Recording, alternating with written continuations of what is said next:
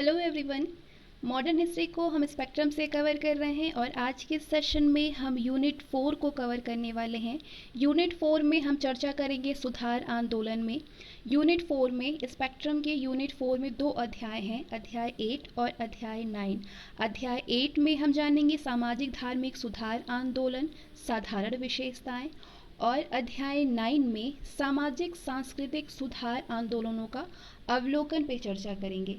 तो इस सेशन में हम अध्याय 8वें को कवर करने वाले हैं, यानी सामाजिक धार्मिक सुधार आंदोलन, साधारण विशेषताएं। इसके बाद जो अगला सेशन आएगा उसमें हम अध्याय 9वें को कवर करेंगे। तो चलिए शुरू करते हैं। इससे पहले मैंने बहुत सारे टॉपिक यानी इकाई 3rd डाला है, 1st से 3rd तक डाला है। उसके बाद मैंने इकाई 6 और 7 को भी कवर किया है, जिसके लिंक आपको डिस्क्रिप्शन में मिल जाएंगे। सुधार की भावना को बल देने वाले कारक क्या थे? सबसे पहले तो हम लोग ये समझेंगे कि सुधार की भावना को बल देने वाले कारक क्या क्या थे। 18वीं शताब्दी में यूरोप में एक नवीन बौद्धिक लहर चली, जिसके फलस्वरूप जागृति के नए युग का सूत्रपात हुआ। तर्कवाद और अन्वेषणा की भावना ने यूरोपीय समाज को प्रगति प्रदान किया। भारत का एक नवीन पाश्चात्य शिक्षित वर्ग भी तर्कवाद, विज्ञानवाद और मानववाद से प्रभावित हुए बिना नहीं रह सका। इन पाश्चात्य शिक्षित भारतीयों ने इस नवविज्ञान से प्रभावित होकर के सामाजिक और धार्मिक सुधार का काम प्रारंभ कर दिया। तर्कवाद और नवचेतना के इस आधार पर परिवर्तन की जो प्रक्रिया प्रारंभ हुई, उसे रिनाइसेंस यानी पुनर्जागरण की संज्ञा दी गई। पुनर्जागरण की प्रक्रिया में पुरातन मान्यताओं और विश्वासों पर प्रहार किए गए और विभिन्न कुरीतियों का परित्याग कर नवविज्ञान और नई मान्यताओं को अपनाने पर बल दिया गया। तो फिर ब्रिटिश शासन का क्या प्रभाव हुआ? भारत की भूमि पर उपनिवेशी शासन के प्रभाव ने आधुनिक भारतीय इतिहास के अत्यंत संवेदनशील चरण में महत्वपूर्ण भूमिका निभाई। ब्रिटिश शासन के तले भारतीय समाज और संस्कृति में व्यापक परिवर्तन आया और वो अपनी परंपरागत छवि से दूर हो गया। अंग्रेजों से पहले जितने भी बाह्य आक्रमणकारी भारत आए, या तो वो भारतीय समाज और संस्कृति में कोई दूरगामी प्रभाव नहीं डाल सके, या फिर यहीं की सभ्यता और संस्कृति में समाहित हो गए। लेकिन अंग्रेजों का भारत में आगमन ऐसे समय में हुआ जब यूरोप में आधुनिक पाश्चात्य संस्कृति की बयार बह रही थी और मानवतावाद, तर्कवाद, विज्ञान और वैज्ञानिक अन्वेषण अपनी महत्ता स्थापित करते जा रहे थे। आगे हम चर्चा करते हैं सामाजिक दशाओं और रूढ़िवादिता के कारण सुधार। धार्मिक और सामाजिक कुरीतियां। 19वीं शताब्दी में भारतीय समाज धार्मिक अंधविश्वास और सामाजिक कुरीतियों से जकड़ा हुआ था। हिंदू समाज बुराइयों, बर्बरता और अंधविश्वासों से ओतप्रोत था। पुरोहित समाज में अपना महत्वपूर्ण स्थान बनाए हुए थे और जन सामान्य पर विभिन्न कर्मकांडों और निरर्थक धार्मिक कृत्यों की सहायता से वर्चस्व स्थापित कर चुके थे।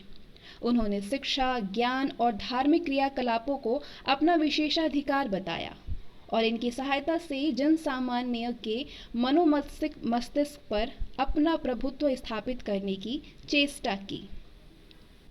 अगले जो सुधार की बात करें तो वो था महिलाओं की दयनीय स्थिति। भारतीय सामाजिक व्यवस्था भी इतनी ही दयनीय थी। समाज में सबसे निम्न स्थिति स्त्रियों का था। लड़की का जन्म अपशगुन, उसका विवाह बोझ और विडोहुड यानी वैधव्य श्राप समझा जाता था। जन्म के बाद बालिकाओं की हत्या कर दी जाती थी। बाल विवाह समाज की एक अन्य कुरीति था। बहुविवाह की प्रथा समाज में व्याप्त था और बंगाल में कुलीनवाद के अंतर्गत यहाँ तक कि वृद्ध व्यक्ति बेहद कम उम्र की लड़कियों से विवाह करता था। स्त्रियों का वैवाहिक जीवन अत्यंत दयनीय और संघर्षपूर्ण था। यदि किसी स्त्री के पति की मृत्यु हो जाती थी, यहाँ तक कि ऊंची जातियों की बात करें, ऊंची जातियों में भी, तो उसे बलपूर्वक पति की चिता में जलने को बाध्य किया जाता था। इसे सती प्रथा के नाम से जाना जाता था। राजा राम मोहन राय ने इसे शास्त्र की आड़ में हत्या की संज्ञा दी। सौभाग्यवश यदि कोई भी स्त्री इस क्रूर प्रथा से बच जाती थी तो उसे शेष जीवन अपमान, तिरस्कार, उत्पीड़न और दुख में बिताने पर बाध्य होना पड़ता था। अगले सुधार कारण की बात करें तो वो था जातिगत भेदभाव की समस्या। जाति प्रथा भी समाज की एक महत्वपूर्ण बुराई था। वर्ण या जाति का निर्धारण वैदिक कर्मकांडों के आधार पर होता था। इस जाति व्यवस्था की सबसे निचली सीढ़ी पर अनुसूचित जाति के लोग थे, जिन्हें समाज में हेय दृष्टि से देखा जाता था और अछूत माना जाता था। इन अछूतों या अस्पृश्यों की संख्या पूरी हिंदू जनसंख्या का 20% से भी अधिक था। अस्पृश्य भेदभाव और अनेक प्रतिबंधों के शिकार थे। इस व्यवस्था ने समाज को कई वर्गों या समूहों में विभक्त कर दिया। आगे चलकर के ये व्यवस्था राष्ट्रीय एकीकरण और विकास में महत्वपूर्ण बाधा सिद्ध हुई। ये भी देखा गया है कि जातिगत चेतना विशेष रूप से विवाह के संबंध में मुसलमानों, ईसाइयों और सिखों के बीच भी मौजूद था, जिन्होंने अस्पृश्यता का भी अनुसरण किया, लेकिन कम उग्र रूप में। अस्पृश्यता का अनुसरण किया लेकिन कम उग्र रूप में। वर्ग चेतना ने धीरे धीरे अन्य संप्रदाय के लोगों को हिंदुओं से पृथक करना प्रारंभ कर दिया। कालांतर में हिंदू समाज की इस जाति व्यवस्था ने कई अन्य क्षेत्रों में विसंगतियों और कठिनाइयां पैदा की। अस्पृश्यता की कुरीति ने इस वर्ग के लोगों को समाज से लगभग पृथक कर दिया, अलग कर दिया। मानव सभ्यता और प्रतिष्ठा पर यह कुरीति एक शर्मनाक धब्बा था। आगे चर्चा करते हैं पाश्चात्य संस्कृति का विरोध। भारत में उपनिवेशी शासन की स्थापना के बाद देश में अंग्रेजी सभ्यता और संस्कृति के प्रसार के लिए सुनियोजित प्रयास किए गए। शहरीकरण और आधुनिकीकरण ने भी लोगों के विचारों को प्रभावित किया। इन नवीन विचारों के विक्षोभ ने भारतीय संस्कृति में प्रसार की भावना उत्पन्न की और ज्ञान का प्रसार हुआ। प्रबुद्ध भारतीयों में नवीन जागृति हुई। आधुनिक पाश्चात्य संस्कृति और विदेशी शक्तियों को पराजित करने की चेतना ने जागृति की नई किरण फैलाई। धीरे धीरे ये चेतना जागृत होने लगी कि भारतीय सामाजिक संरचना और संस्कृति में दुर्बलता के कारण भारत जैसा विशाल देश मुट्ठी भर विदेशियों के हाथों में चला गया। ये भी महसूस किया जाने लगा कि भारत सभ्यता की दौड़ में काफी पिछड़ गया है। इस सोच ने एक प्रतिक्रियावादी स्वरूप को जन्म दिया। इसी समय कुछ पाश्चात्य शिक्षा प्राप्त बंगाली नव युवकों ने इस सोच से अभिप्रेरित होकर के कि भारत सभ्यता और विकास में काफी पीछे छूटा जा रहा है, प्राचीन मान्यताओं और मूल्यों पर कुठाराघात किया और मांस एवं शराब के सेवन जैसे खान पान के पाश्चात्य तरीकों को अपना लिया। इससे यह आवश्यक परिलक्षित होने लगा कि शायद भारतीय समाज अब सामाजिक एवं सांस्कृतिक परिवर्तनों के दौर से गुजरने वाला है। 19वीं शताब्दी के अंतिम दशक में लोकतंत्र एवं राष्ट्रवाद के उफान ने भारतीयों और भारत की सामाजिक धार्मिक संस्थाओं को भी प्रभावित करना शुरू कर दिया।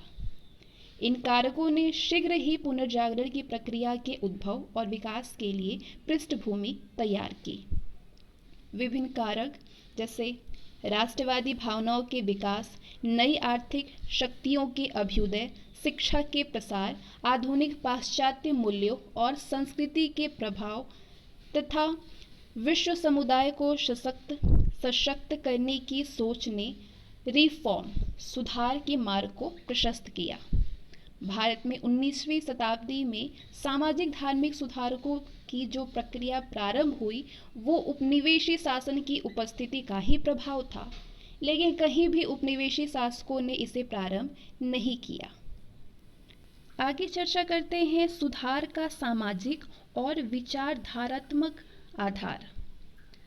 मध्य वर्ग के आधार की बात करें तो भारत में जो सामाजिक धार्मिक परिवर्तन शुरू हुए थे उसका मुख्य सामाजिक आधार उभरता हुआ मध्य वर्ग और शिक्षित, जो कि परंपरागत रूप से शिक्षित और पाश्चात्य शिक्षा प्राप्त थे, बौद्धिक वर्ग था। लेकिन पश्चिम में जन्मी तात्कालीन चेतना और बुर्जुआई मूल्यों तथा पूर्ण प्रभुत्व प्राप्त बुर्जुआ रहित सामाजिक आधार में महत्वपूर्ण टकराव था। 19वीं शताब्दी के बौद्धिक वर्ग में, जो मुख्यतः यूरोप का मध्य वर्ग था, मानवतावाद और विज्ञानवाद के प्रसार से नवीन चेतना आई और मध्यकालीन मूल्यों और प्रथाओं को वर्तमान समय हेतु प्रासंगिक बनाने की तीव्र इच्छा जागृत हुई। तब उन्होंने पुनर्जागरण और धर्म सुधार जैसी विचारधारा का सहारा लेकर के समाज में एक क्रांतिकारी परिवर्तन किया।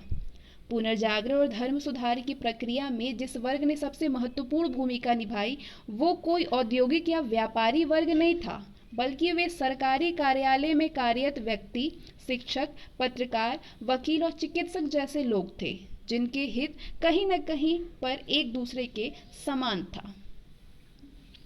बौद्धिक कसौटी। वे महत्वपूर्ण आधार जिन्होंने सुधार आंदोलनों को वैचारिक धरातल प्रदान किया, उनमें धार्मिक सार्वभौमिकता, मानवतावाद और तर्कवाद प्रमुख था। बौद्धिक कसौटी के आधार की बात करें तो वो महत्वपूर्ण आधार जिन्होंने सुधार आंदोलनों को वैचारिक धरातल प्रदान किया, उनमें धार्मिक सार्वभौमिकता, मानवतावाद और तर्कवाद प्रमुख था। सामाजिक प्रासंगिकता के औचित्य के लिए तर्कवाद को प्रस्तुत किया गया। राजा राम मोहन राय का दृढ़ विश्वास था कि सभी धर्मों में विश्वास, एकता में आस्था, निर्गुण ईश्वर की उपासना और जाति प्रथा में अविश्वास ही सर्वप्रमुख कारक है। उन्होंने प्राचीन विशेषज्ञों को उद्धृत किया और मानवीय तर्क शक्ति में आस्था प्रकट की, जो उनके विचार से प्राच्य या पाश्चात्य किसी भी सिद्धांत की अंतिम कसौटी है। अक्षय कुमार दत्त ने भी स्पष्ट किया कि तर्कवाद या हेतुवाद ही हमारा मुख्य अभिप्रेरक तत्व है। उन्होंने बताया कि समस्त प्राकृतिक और सामाजिक मान्यताओं को यांत्रिक प्रक्रिया की तरह समझाना और विश्लेषित करना चाहिए। इन्हीं मान्यताओं और विश्वासों का प्रतिफल था कि जहां एक ओर ब्रह्म समाज का ये मानना था कि कोई भी पुस्तक ना तो ईश्वर है और ना ही देवी देवता है, क्योंकि कोई भी पुस्तक पूर्णतः त्रुटिहीन नहीं हो सकती है, चाहे वो धार्मिक ही क्यों ना हो। कोई भी पुस्तक पूर्णतः त्रुटिहीन नहीं हो सकता है। वहीं दूसरी ओर अलीगढ़ आंदोलन में जोर दिया गया कि इस्लामिक शिक्षाओं की व्याख्या वर्तमान युग के परिप्रेक्ष्य में होनी चाहिए। सर सैयद अहमद खान ने मुस्लिम धर्म की कुरीतियों पर कड़े प्रहार किए और उन्हें तात्कालीन परिस्थितियों में अप्रासंगिक बताया। कई अन्य बुद्धिजीवियों और चिंतकों ने भी धर्म और संस्कृति के परंपरागत स्वरूप को बदलने की पहल की और सत्यता, प्रासंगिकता और तर्कवाद के आधार पर उसे पुनर्व्याख्यात करने पर जोर दिया। स्वामी विवेकानंद के भी धार्मिक विचार अत्यधिक प्रगतिशील और भारतीय परिस्थितियों के अनुरूप था। उन्होंने भारतीय दर्शन और उसकी श्रेष्ठ परंपरा को सर्वोपरि घोषित किया। इसी समय विभिन्न वैज्ञानिक अन्वेषणों और वैज्ञानिक तर्कों को भी चिंतकों ने अपनी अवधारणाओं को पुष्ट करने का आधार बनाया, जैसे कि अक्षय कुमार दत्त ने चिकित्सकीय तर्कों द्वारा सिद्ध करने का प्रयत्न किया कि बाल विवाह हानिकारक था। कई अन्य मान्यताओं को भी विज्ञानवाद के आधार पर अप्रासंगिक सिद्ध करने का प्रयत्न किया गया।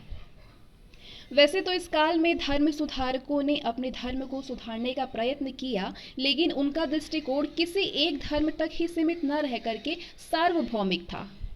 राजा राम मोहन राय ने हिंदू धर्म के अतिरिक्त ईसाई धर्म के भी अनेक गलत रीति रिवाजों को सार्वजनिक किया। उनका विश्वास था कि मूलतः सभी धर्म एक ही शिक्षा देते हैं।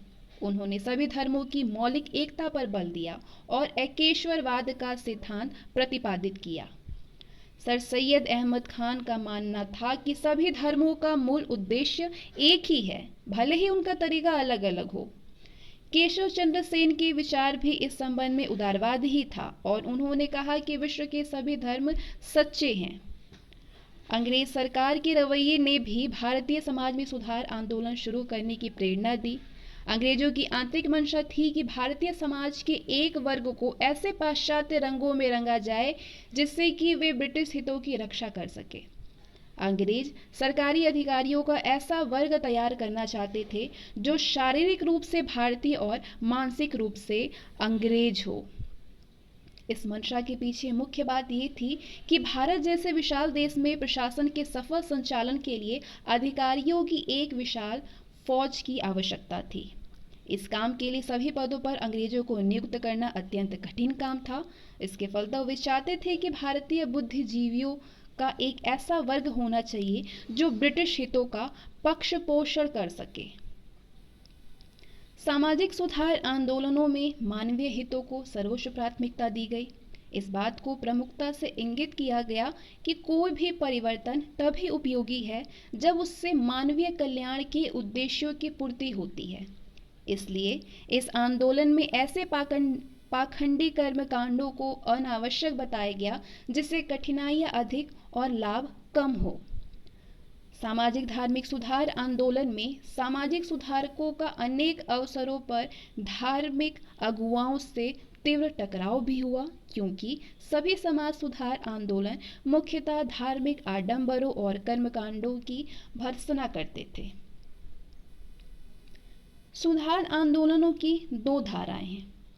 इन सुधार आंदोलनों को मोटे तौर पर दो श्रेणी, सुधारवादी आंदोलन जैसे ब्रह्म समाज, प्रार्थना समाज और अलीगढ़ आंदोलन तथा आर्य समाज और देवबंद आंदोलन जैसे पुनर्जागरणवादी आंदोलन में विभाजित किया जा सकता था। सुधारवादी और पुनर्जागरणवादी आंदोलन के बीच केवल यही अंतर था कि वो किस सीमा तक परंपरा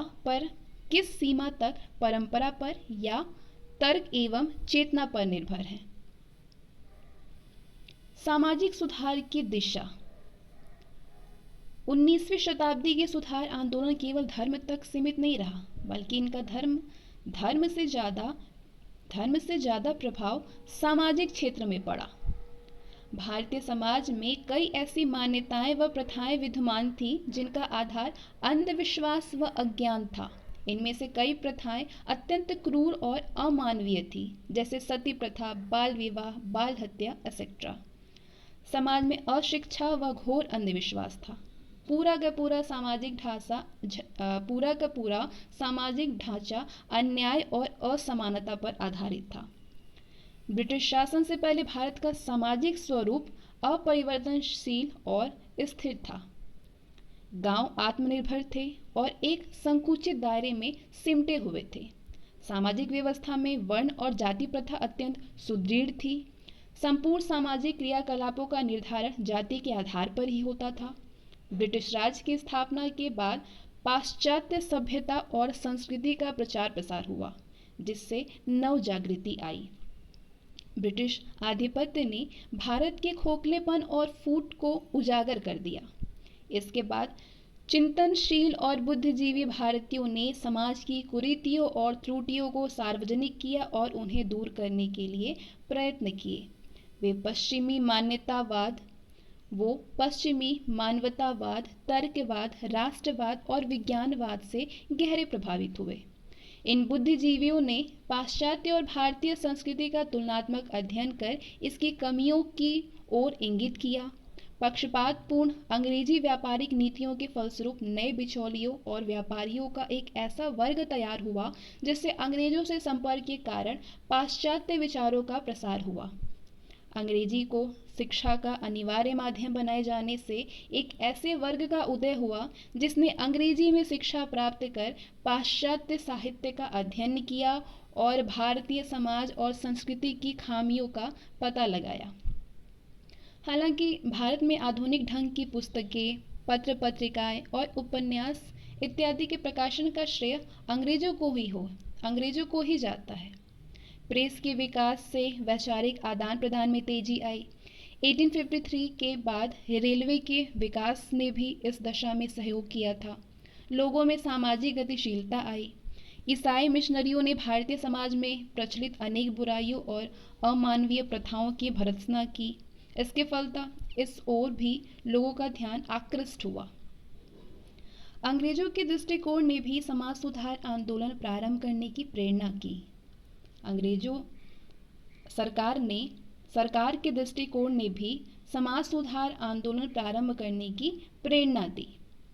वे भारतीय समाज में परिवर्तन करके उसे पश्चिमी समाज के अनुकूल बनाना चाहते थे। इसके फलतः एक ओर जहां उन्होंने ईसाई मिशनरियों को भारतीय संस्कृति और समाज की निंदा करने के लिए प्रोत्साहित किया, वहीं दूसरी ओर उन्होंने भारतीय समाज सुधारकों को भी अपना योगदान दिया। भारत में समाज सुधार के प्रारंभिक संगठनों में सामाजिक सभा, सर्वेंट्स ऑफ इंडियन सोसाइटी इत्यादि प्रमुख थे।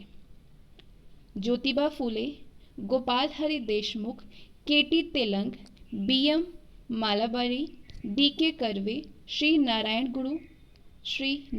गुरु, ईवी रामास्वामी नायकर और बीआर अंबेडकर इत्यादि प्रमुख व्यक्ति थे जिन्होंने प्रारंभिक समाज सुधारकों का काम किया था। समाज सुधार के बाद के वर्षों में इसे और सुयोग्य नेतृत्व मिला। मोटे तौर पर समाज सुधार अभियान के दो मुख्य उद्देश्य थे। पहला, समाज में स्त्रियों की दशा में सुधार लाना और दूसरा, समाज में अस्पृश्यता को दूर करना। स्त्रियों की दशा में सुधार के क्या क्या प्रयास किए गए? समाज सुधारकों ने सामाजिक बुराइयों को दूर करने का प्रयास किया था।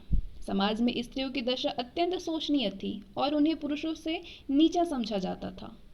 समाज में स्त्रियों की अपनी कोई भी पहचान नहीं थी और उनकी ऊर्जा और योग्यता पर्दा प्रथा, सती प्रथा और बाल विवाह जैसी बुराइयों की बलि चढ़ गई थी।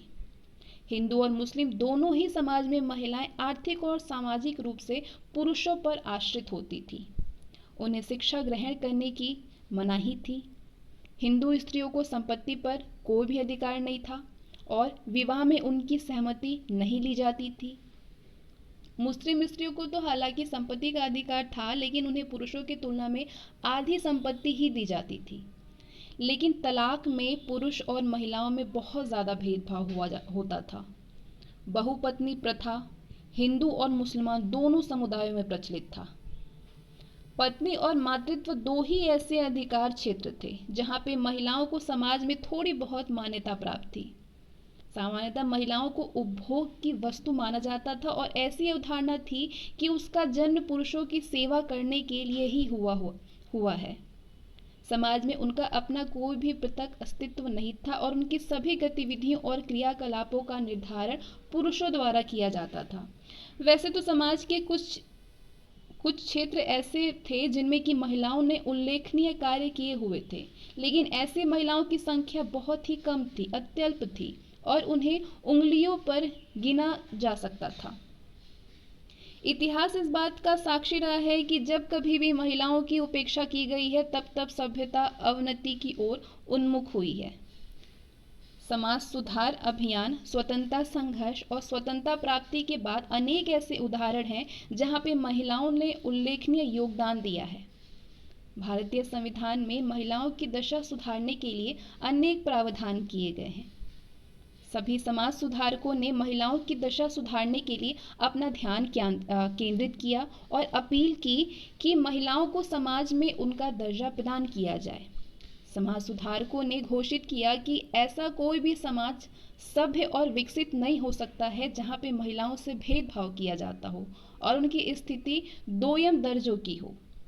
समाज सुधारकों ने स्त्रियों के विरुद्ध आरोपित की गई विभिन्न कुरीतियों जैसे कि बहुपत्नी प्रथा, बाल विवाह, सती प्रथा और पर्दा प्रथा इत्यादि की तीखी आलोचना की और इन्हें दूर करने के लिए प्रशंसनीय कदम उठाए। इन्होंने सरकार से भी अपील की कि वो समाज में महिलाओं की दशा सुधारने के लिए पहल करे और स्त्रियों से संबंधित विभिन्न कुप्रथाओं को दूर करने के लिए कदम उठाए। उन्होंने मांग की कि महिलाओं की मध्यकालीन और सामंतकालीन छवि को दूर किया जाए। महिलाओं की स्थिति में सुधार के लिए कौन कौन से कदम उठाए गए? समाज सुधारकों के इन्हीं प्रयासों का प्रतिफल था कि सरकार ने स्त्रियों की दशा सुधारने के लिए अनेक कदम उठाए और अनेक कानून बनाए गए, जैसे कि सती प्रथा। राजा राम मोहन राय ने सती प्रथा को स्त्रियों के साथ किया गया घोर अन्याय बताते हुए इसे समस्त हिंदू समाज के लिए शर्मनाक कहा।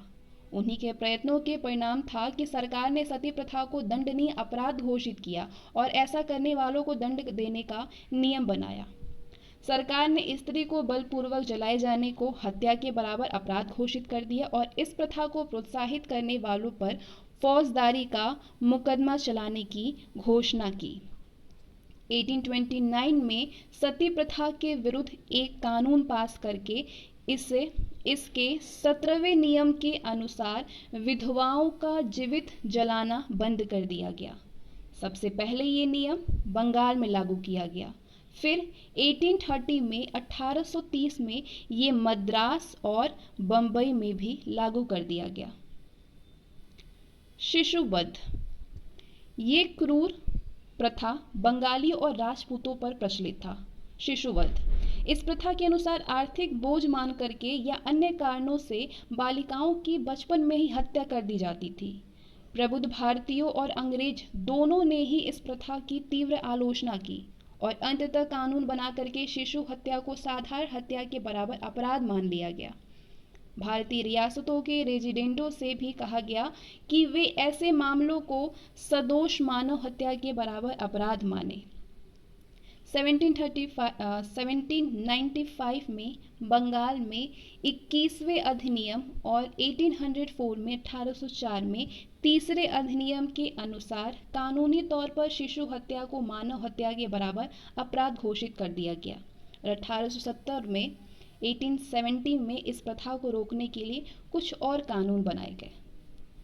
अगला जो कानून बना वो विधवा पुनर्विवाह पर। ये ब्रह्म समाज के कई क्षेत्रों में एक अत्यंत प्रमुख मुद्दा था और ब्रह्म समाज द्वारा इसे लोकप्रिय बनाने के लिए सराहनीय काम किया गया। लेकिन इस क्षेत्र में सबसे महत्वपूर्ण योगदान ईश्वर चंद्र विद्यासागर का था। ईश्वर चंद्र विद्यासागर संस्कृत कॉलेज कलकत्ता के आचार्य थे। उन्होंने संस्कृत और वैदिक उल्लेखों से ये सिद्ध किया कि वेद विधवा पुनर्विवाह की अनुमति देते हैं। वेद, उन्होंने लगभग एक सहस्त्र हस्ताक्षरों से युक्त एक प्रार्थना पत्र सरकार को भेजा और अंततः उनके प्रयत्नों से 1856 में हिंदू विधवा पुनर्विवाह अधिनियम बना करके 1856 में हिंदू विधवा पुनर्विवाह अधिनियम बना, जिसके अनुसार विधवा विवाह को वैध मान लिया गया और उसे विवाह से उत्पन्न हुए बच्चे वैध घोषित किए गए। महाराष्ट्र में जगन्नाथ शंकर सेठ और भाऊ दाजी ने भी इस दिशा में महत्वपूर्ण काम किया। विष्णु शास्त्री पंडित ने 1850 में विधवा पुनर्विवाह एसोसिएशन की स्थापना की। किसने की? विष्णु शास्त्री पंडित ने 1850 में की। इसके बाद 1852 में गुजरात में सत्यप्रकाश की स्थापना करके करसोन दास मूल जी ने भी विधवा पुनर्विवाह की दिशा में सराहनीय प्रयत्न किए और इसी प्रकार के प्रयास बंबई के फर्ग्यूसन कॉलेज के प्रोफेसर D.K. कर्वे और मद्रास के वीरेशलिंगम पंतुलु ने भी किया। प्रोफेसर कर्वे ने विधुर होने पर 1893 में स्वयं एक विधवा से विवाह किया। वे विधवा पुनर्विवाह संघ के सचिव थे। 1899 में उन्होंने पूना में एक विधवा आश्रम स्थापित किया, जिसमें विधवाओं को जीविकोपार्जन के साधन प्रदान किए जाते थे। 1906 में उन्होंने बंबई में भारतीय महिला विश्वविद्यालय की स्थापना की। भारत में पहला कानूनी विधवा पुनर्विवाह 7 दिसंबर 1856 को कलकत्ता में संपन्न हुआ। इसके बाद ही B.M. Malabari, Narmada, justice Govind Mahadev Ranade, A.K. Natarajan ने भी विधवा पुनर्विवाह की दिशा में सराहनीय प्रयास किए।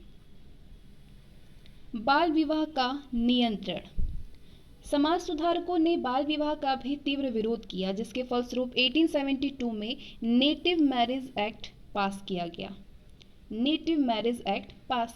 1872 में इसमें 14 वर्ष से कम आयु की कन्याओं का विवाह वर्जित कर दिया गया, लेकिन ये कानून बहुत प्रभावी नहीं हो सका और लास्ट में एक पारसी धर्म सुधारक V.M. मालाबारी के प्रयत्नों से 1891 में सम्मति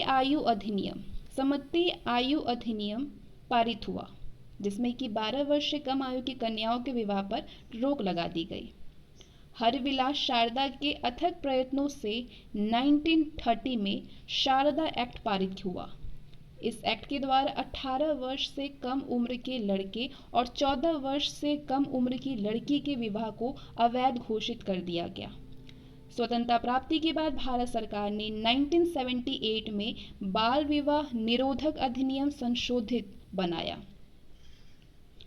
जिसके द्वारा बालक की विवाह की आयु 18 से बढ़कर के 21 कर दी गई और बालिका की 14 से बढ़ाकर के 18 वर्ष कर दी गई।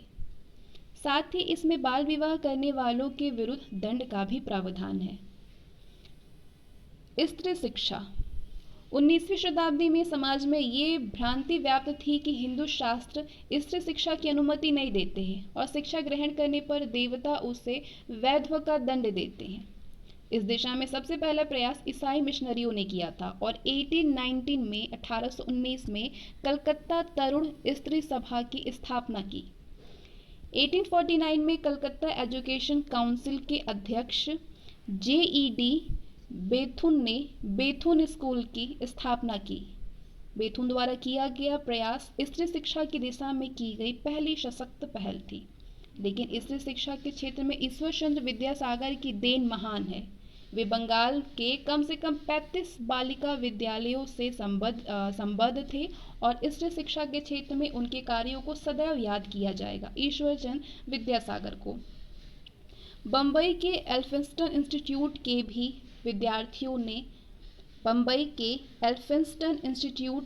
विद्यार्थियों ने भी स्त्री शिक्षा के क्षेत्र में महत्वपूर्ण योगदान दिए। 1854 के चार्ल्स वुड के डिस्पैच में भी स्त्री शिक्षा को बढ़ावा देने पर बल दिया गया।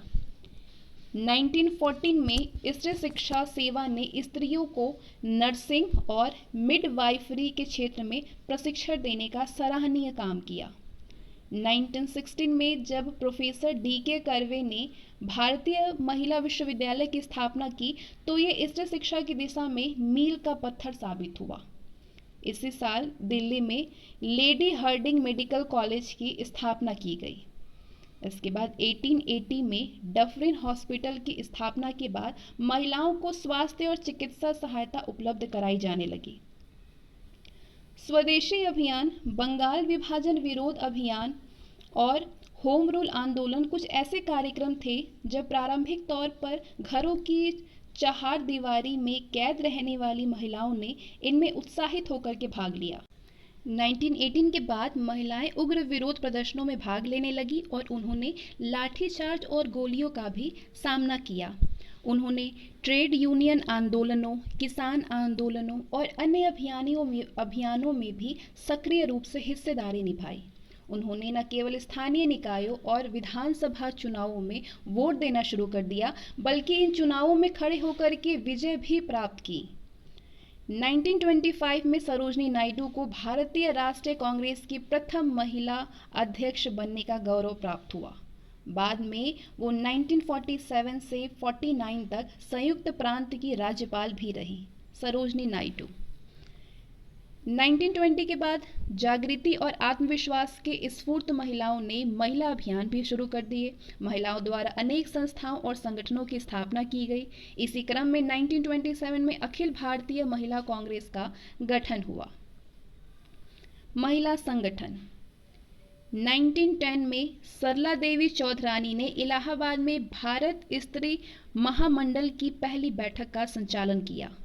सरला देवी चौधरानी ने इलाहाबाद में एक महिला द्वारा गठित पहला बड़ा भारतीय महिला संगठन माने जाने वाले इस संस्थान ने उद्देश्यों में महिलाओं के लिए शिक्षा का संवर्धन, पर्दा प्रथा का उन्मूलन और समस्त भारत में महिलाओं की सामाजिक, आर्थिक और राजनीतिक स्थितियों को बेहतर करना शामिल था। सरला देवी का मानना था कि महिलाओं के उत्थान के लिए काम करने वाला आदमी मनु के कवच में रहता है। रमाबाई रानाडे ने बॉम्बे में 1904 में नेशनल सोशल कॉन्फ्रेंस के अंतर्गत महिला सोशल कॉन्फ्रेंस यानी भारत महिला परिषद की नींव रखी। पंडिता रमाबाई सरस्वती ने महिलाओं की बेहतरी के काम करने के लिए आर्य महिला समाज की स्थापना की। उन्होंने अंग्रेजी शिक्षा आयोग के सम्मुख भारतीय महिलाओं की शैक्षिक पाठ्यक्रम में सुधार करने की वकालत की, जिसे महारानी विक्टोरिया को भेजा गया। इसके परिणाम स्वरूप लेडी डफरिन कॉलेज में महिलाओं के लिए चिकित्सा शिक्षा शुरू की गई। बाद में रमाबाई रानाडे ने बम्बई में आर्य महिला समाज की एक शाखा स्थापित की। इसके बाद 1925 में भारत में राष्ट्रीय महिला परिषद, जो अंतर्राष्ट्रीय महिला परिषद की एक राष्ट्र शाखा थी, इसकी स्थापना की गई, जिसके गठन और उन्नयन में मेहरीबाई टाटा ने एक महत्वपूर्ण भूमिका निभाई। उनका मानना था कि पर्दा प्रथा, जातिगत भेदभाव और शिक्षा के अभाव ने महिलाओं को सामाजिक समस्याओं के समाधान पर काम करने से रोका है। परिषद की कार्यकारी समिति में महत्वपूर्ण पदों पर आसीन महिलाओं में कार्नेलिया सोराबजी, भारत की प्रथम महिला विजिटर ताराभाई प्रेमचंद, धनवान बैंकर की पत्नी शफी तैयब जी, मुंबई के अग्रणी मुस्लिम परिवारों में से एक सदस्य, और केशव चंद्र सेन की पुत्री महारानी सुचारू देवी शामिल थी। आलोचकों के अनुसार इन महिलाओं द्वारा किए गए कल्याणकारी कामों की शैली उच्च वर्गीय अंग्रेजी महिलाओं जैसी थी। 1927 में मार्गरेट कजिंस द्वारा स्थापित अखिल भारतीय महिला कॉन्फ्रेंस शायद धर्मनिरपेक्ष पद्धति से काम करने वाला प्रथम महिला संगठन था। इसकी प्रथम कॉन्फ्रेंस पुणे स्थित फर्ग्यूसन कॉलेज में आयोजित की गई। महारानी चिमनाबाई गायकवाड़, मंगली की रानी साहिबा, सरोजनी नायडू, कमला देवी चट्टोपाध्याय और लेडी दोराब टाटा इस संगठन के मुख्य संस्थापक सदस्य थे। इस संगठन के उद्देश्यों में सामाजिक न्याय, एकता, समान अधिकार और अवसरों के सिद्धांतों पर आधारित काम समाज के लिए करना और प्रत्येक मानव को जीवन की आधारभूत आवश्यकताओं को जन्म या लिंग के आधार पर निर्धारित न कर नियोजित सामाजिक वितरण के माध्यम से निश्चित करना है। इस उद्देश्य के लिए AIWC ने शारदा अधिनियम 1929, हिंदू महिला का संपत्ति अधिकार अधिनियम 1937, कारखाना अधिनियम 1947, हिंदू विवाह और विवाह विच्छेद अधिनियम 1954, विशेष विवाह अधिनियम 1954, हिंदू अल्पसंख्यक एवं संरक्षण अधिनियम 1956, हिंदू दस्तक एवं प्रबंधक अधिनियम 1956, महिलाओं के अवैध और अनैतिक व्यापार का दमन अधिनियम 1958, मातृत्व लाभ अधिनियम 1961, दहेज निषेध अधिनियम 1961 और समान पारिश्रमिक अधिनियम 1958 एंड 1976 जैसे विभिन्न विधायी सुधारों भारत की स्वतंत्रता से पहले और बाद की दिशा में काम किया।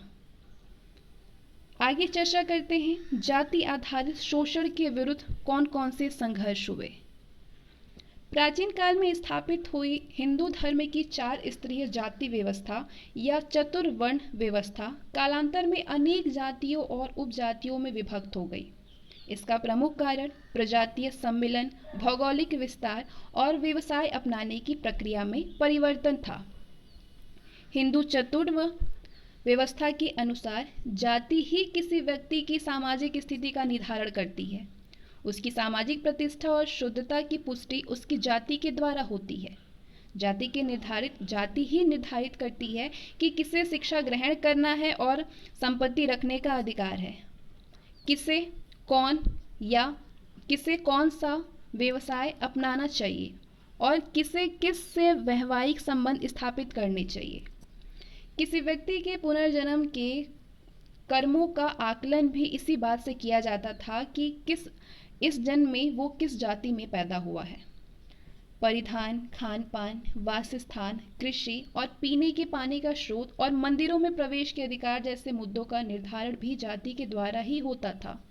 इस चतुर्वर्ण व्यवस्था का सबसे निंदनीय पहलू था समाज में अस्पृश्यता या छुआछूत की भावना का जन्म। जो लोग निम्न जाति में पैदा होते थे उन्हें अछूत समझा जाता था। उन्हें सामान्यतः गांवों से दूर बसाया जाता था और मंदिरों में उनके प्रवेश करने पर पाबंदी थी। इस वर्ग के लोग अनेक प्रकार के उत्पीड़न और भेदभाव के शिकार थे। जातिगत भेदभाव को कम करने में सहायक कारक क्या क्या था? ब्रिटिश साम्राज्य द्वारा कुछ कदम उठाए गए जिनसे कुछ सीमा तक जातिगत भावना में कमी आई। भारत में ब्रिटिश साम्राज्य की स्थापना से जाति या वर्ण व्यवस्था में थोड़ा सा परिवर्तन हुआ। अंग्रेजों ने सभी जातियों के लोगों को सेना और अन्य प्रशासकीय क्षेत्रों में नियुक्त किया।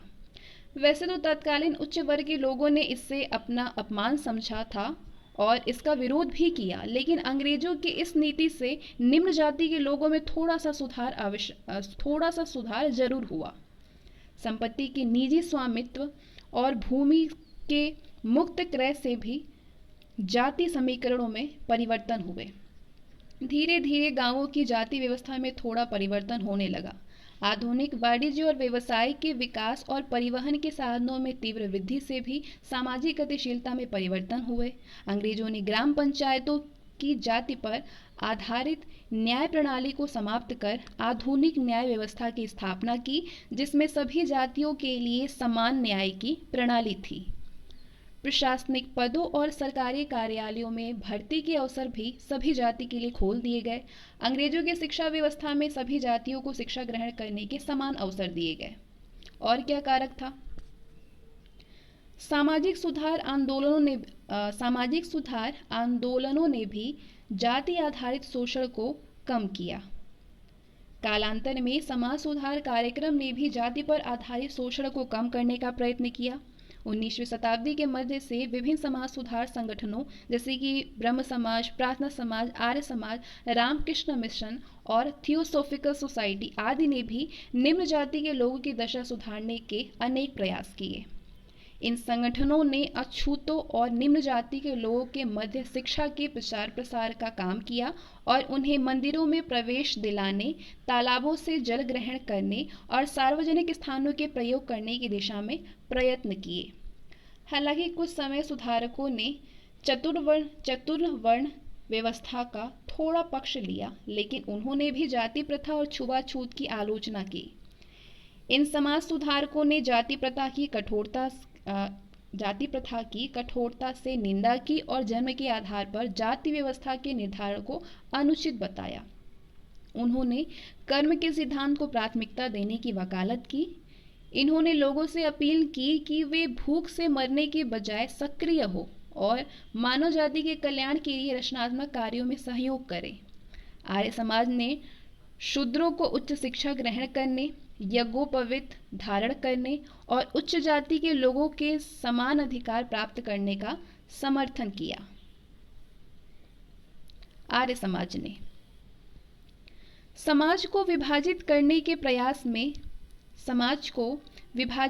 के प्रयास में लगी शक्तियों के विरुद्ध स्वतंत्रता और समानता के सिद्धांतों से राष्ट्रीय आंदोलन ने प्रेरणा ली। राष्ट्रीय नेताओं और संगठनों ने भी जातीय विशेषाधिकार, समान नागरिक अधिकारों के लिए संघर्ष और सभी के स्वतंत्र विकास के सिद्धांत की वकालत की। इस अवधि में प्रदर्शन में जन भागीदारी, जनसभाओं और सत्याग्रह आंदोलन जैसे कार्यक्रमों में सक्रियता से भाग लेने के कारण दलितों की स्थिति में कुछ सुधार हुआ। 1937 में विभिन्न राज्यों में कांग्रेसी सरकारें बनने के बाद उन्होंने दलितों के उत्थान के लिए अनेक कार्य किए। कांग्रेसी सरकारों ने कुछ राज्यों में हरिजनों के लिए निःशुल्क शिक्षा कार्यक्रम भी प्रारंभ किया। ट्रावनकोर, इंदौर और देवास के शासकों ने स्वयं पहल करके अछूतों को मंदिरों में जाने के अधिकार दे दिए। गांधी जी समाज से छुआछूत की बुराई को समूल नष्ट करने के लिए कृत संकल्पित थे। उनके विचार मानवतावादी और तर्क पर आधारित थे। उनके अनुसार शास्त्र छुआछूत को मान्यता नहीं देते हैं और यदि कुछ शास्त्रों में ऐसा प्रावधान है भी तो उस पर ध्यान नहीं देना चाहिए, क्योंकि ये बुराई सत्यता के सिद्धांतों के विपरीत है। 1932 में उन्होंने अखिल भारतीय हरिजन संघ की स्थापना की। कब की? 1932 में की। शिक्षा में व्यापक प्रसार और जन जागृति के फलस्वरूप दलित वर्ग के लोगों में चेतना जागृत हुई और उन्होंने भेदभाव और उत्पीड़न का विरोध करना प्रारंभ कर दिया। दलितों ने उच्च वर्ग की जातियों और शोषण के विरुद्ध कई सशक्त आंदोलन चलाए। महाराष्ट्र में माली जाति में जन्मे ज्योतिबा फूले ने ब्राह्मण वर्ग के विशेषाधिकार को चुनौती दी। उन्होंने दलितों में, विशेषकर दलित महिलाओं में शिक्षा के प्रसार को सर्वश्रेष्ठ प्राथमिकता दी और इसके लिए अनेक स्कूल खोले। बाबा साहब अम्बेडकर, जो कि बाल्यावस्था से ही जातीय भेदभाव के प्रत्यक्ष गवाह थे, आजीवन उच्च वर्ग के जातियों के विरुद्ध संघर्ष करते रहे। उन्होंने अखिल भारतीय अनुसूचित जाति महासंघ की स्थापना की। उन्हीं के प्रयत्नों से प्रेरणा लेकर के कई अन्य तत्कालीन दलित नेताओं ने आपस में मिलकर के अखिल भारतीय दलित वर्ग संघ की स्थापना की।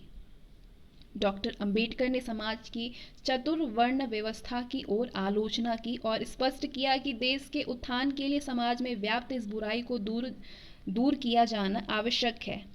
1935 के अधिनियम में दलित और पिछड़े वर्ग के लोगों के लिए विशेष प्रतिनिधित्व का प्रावधान किए जाने से इस वर्ग को एक बड़ी उपलब्धि हासिल हुई। 19वीं शताब्दी के बाद कोल्हापुर के महाराजा ने स्वयं ब्राह्मण विरोधी अभियान को प्रोत्साहन दिया। 20वीं शताब्दी के प्रथम दशक में ये अभियान दक्षिण भारत में भी फैल गया और कम्मास, रेड्डी, वेल्लाला और मुसलमानों ने भी इसमें सक्रिय रूप से भाग लिया। इसके बाद 1920 के दशक में दक्षिण भारत में ईवी रामास्वामी नाइकर ने ब्राह्मणों के विरुद्ध आत्मसम्मान आंदोलन प्रारंभ किया। ईवी रामास्वामी नाइकर ने अन्य दलित समर्थक आंदोलनों की भांति इस आंदोलन ने भी दलितों के मंदिरों में प्रवेश करने पर लगी पाबंदी को हटाने की मांग की। केरल में श्री नारायण गुरु ने जीवन पर्यंत दलितों की दशा सुधारने के लिए संघर्ष किया। उन्होंने दलितों से ऊंची जातियों के विरुद्ध संघर्ष करने की अपील की। श्री गुरु ने नारा दिया, समस्त मानव जाति के लिए एक ईश्वर है, एक जाति और एक धर्म है। श्री नारायण गुरु के शिष्य सहादरन अय्यप्पन ने इस नारे को परिवर्तित करके समस्त मानव जाति के लिए कोई ईश्वर नहीं, कोई जाति नहीं, कोई धर्म नहीं का नारा दिया। डॉक्टर भीमराव अंबेडकर ने हिंदू जाति की अधोगामी प्रथाओं को चुनौती देने के लिए 20 मार्च 1927 में महाड सत्याग्रह का नेतृत्व किया। भीमराव अंबेडकर ने ये महाराष्ट्र राज्य के रायगढ़ जिले के महाड स्थान पर दलितों को सार्वजनिक चौदार तालाब से पानी पीने और इस्तेमाल करने का अधिकार दिलाने के लिए किया गया एक प्रभावी सत्याग्रह था। इस दिन को भारत में सामाजिक सशक्तिकरण दिवस के रूप में मनाया जाता है। इस सत्याग्रह में हजारों की संख्या में दलित लोग शामिल हुए। स्वर्ण हिंदुओं द्वारा अछूतों को तालाब का पानी पीने का अधिकार नकारा गया था, जबकि संपूर्ण हिंदू दलितों को हिंदू धर्म का हिस्सा मानते थे। जबकि स्वर्ण हिंदू दलितों को हिंदू धर्म का हिस्सा मानते थे।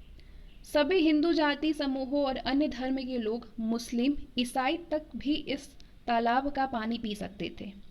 अंबेडकर ने प्रथम अपने दोनों हाथों से उस तालाब का पानी पिया, फिर हजारों सत्याग्रहियों द्वारा उनका अनुकरण किया गया।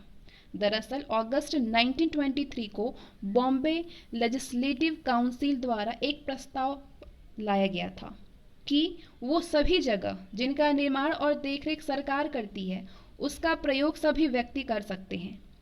जनवरी 1924 में महाड, जो कि बॉम्बे कार्यक्षेत्र का हिस्सा था, अधिनियम को नगर निगम परिषद के द्वारा लागू किया गया, लेकिन हिंदुओं के विरोध के कारण इसे अमल में नहीं लाया जा सका। इसके परिणाम स्वरूप 1927 में अंबेडकर जी ने सत्याग्रह करने का निर्णय किया। बाद में दिसंबर 1927 में अंबेडकर और उनके साथियों ने असमानता से मुक्ति के संकेत के रूप में उसी स्थान पर मनुस्मृति जलाई।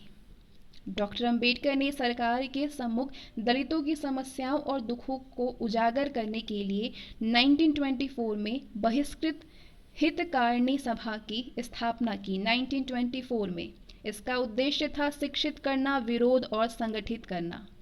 हिंदुओं ने इस मामले को लेकर के अदालत में मामला प्रस्तुत किया कि वो तालाब गैर सरकारी संपत्ति है। दिसंबर 1937 में बॉम्बे उच्च न्यायालय ने फैसला दिया कि सभी को उस तालाब से पानी पीने की अनुमति है। इस सत्याग्रह से लोगों के मन में आत्मनिर्भरता आई। स्वतंत्र भारत के संविधान ने जातिगत व्यवस्था के आधार पर समानता को लागू करने और अस्पृश्यता के उन्मूलन की व्यवस्था की, लेकिन इन सभी प्रयत्नों के बावजूद ब्रिटिश शासनकाल में जाति प्रथा के विरुद्ध चल रहे अभियानों को अपेक्षित सफलता नहीं मिल सकी, क्योंकि ब्रिटिश सरकार की भी अपनी कुछ सीमाएं थी जिनके चलते वो उच्च वर्ग या रूढ़िवादी वर्ग के विरुद्ध खुल करके संघर्ष नहीं कर सकती थी। इसके अतिरिक्त राजनीतिक और आर्थिक उत्थान के बिना निम्न जातियों की दशा में सुधार असंभव था। इस बारे में ईमानदारी पूर्वक जो भी प्रयत्न किए गए थे वे स्वतंत्रता प्राप्ति के बाद ही हुए। स्वतंत्रता प्राप्ति के बाद बने भारतीय संविधान में छुआछूत के उन्मूलन के लिए अनेक प्रावधान किए गए और अस्पृश्यता को किसी भी तरह से बढ़ावा देने के प्रयास को अनैतिक और गैर कानूनी घोषित किया गया। ये ऐसे किसी भी प्रतिबंध पर भी रोक लगता है जिसके तहत किसी भी व्यक्ति या जाति के लिए मंदिरों, तालाबों, घाटों, जल प्रवाह गृह, छवि गृह, क्लब इत्यादि में जाना वर्जित हो। संविधान के नीति निर्देशक तत्वों में भी ये कहा गया है कि राज्य अपनी समस्त प्रजा के समुचित उत्थान का प्रयास करेगा। वो सभी नागरिकों को सामाजिक, राजनीतिक और आर्थिक विकास के समान अवसर देगा और किसी भी आधार पर उनके उत्पीड़न या भेदभाव पर रोक लगाएगा। चलिए अब इस बात पे आगे सबके विचारों को देखते हैं। विचार सबसे ज़्यादा इम्पोर्टेंट होते हैं, जैसे हम सभी विचार देते हैं किसी भी चीज़ों पे, किसी भी मुद्दों पर। तो ये पहला जो विचार है ये बम्बई के गवर्नर 1911 में 1911 में अपने निजी पत्र में वायसराय को ये विचार दिया था, लिखा था, यदि देश का हर किसान शिक्षित हो जाए तो भारतीय इतिहास में पन्नों में ये बात स्वर्ण अक्षरों में लिखी जाएगी, स्वर्ण अक्षरों से लिखी जाएगी। अगला जो विचार है ये जवाहरलाल नेहरू का है। उभरता हुआ मध्य वर्ग राजनीतिक रूप से पिछड़ा है और वो धर्म की खोज में भी इतना उत्साहित नहीं है। उसे आवश्यकता है समृद्ध सांस्कृतिक स्थायित्व की, जिससे कि वो अपने उपेक्षा और उत्पीड़न को महसूस कर सके जो उसने उपनिवेशी शासन ने दी है। अगले जो विचार हैं वो है महादेव गोविंद रानडे का। महादेव गोविंद रानडे का एक बार मृत और दफन हो गया वो सभी के लिए सदैव के लिए मृत और दफन हो जाता है, इसलिए हमें उसे पुनर्जीवित करने के बजाय वर्तमान परिस्थितियों के अनुरूप परिवर्तित करने का प्रयत्न करना चाहिए। अगली विचार है महात्मा गांधी का।